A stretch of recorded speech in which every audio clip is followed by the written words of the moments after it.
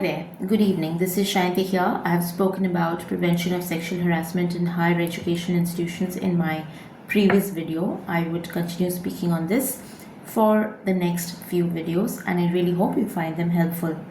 Well, I thought something that is worth a mention and I thought it is worth discussing is about gender inequality.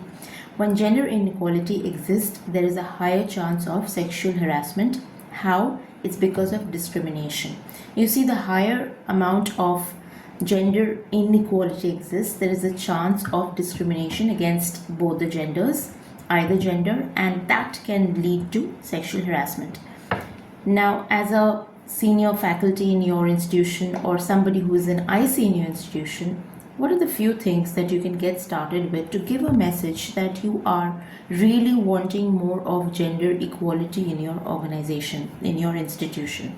Okay, one of the first things that you could look at is how they are being addressed as students. So when you're having open forums, discussions, any sort of meetings, it's best to call students as students. Try to stay away from addressing students as ladies and gentlemen, boys and girls, because it gives them a cue that it is something which probably differentiates men from women or women from men. Younger adults pick up these cues more than older adults do. Older adults really don't care, but younger adults do. So it's best to address them as students, and I'm sure most of you are already doing that, but in case you aren't, that would be a good start. The other thing that can be done is seating arrangements. Now, a lot of institutions have separate seating arrangements for men and women. What happens is when you're having separate seating arrangements, it sort of complicates things a little bit, okay? It gives a cue as if men and women are actually different. But when you keep it open, when you allow them to make their own choices of how they want to sit, it does not really bring about those differences. Now, try it out. If you think this is something that you haven't done before, you could give it a try, because it gives a really positive message when they're allowed to sit together without any differences.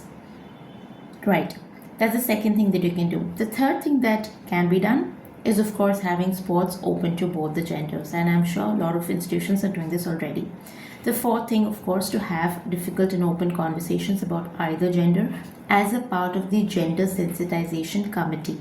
Okay, now if you have a gender sensitization committee, if you are having weekly discussions or monthly discussions about gender sensitization and you bring up issues, concerns, which are minor issues and concerns, I'm not talking from the perspective of complaints, I'm talking from the perspective of, simply bashing each other up and talking against men, talking against women, the gossips, the rumors, the things that can be very well handled through discussions and healthy discussions. So a gender sensitization committee will be able to bring those discussions forward in a healthier way, in a way that is well understood, and there are no confusions that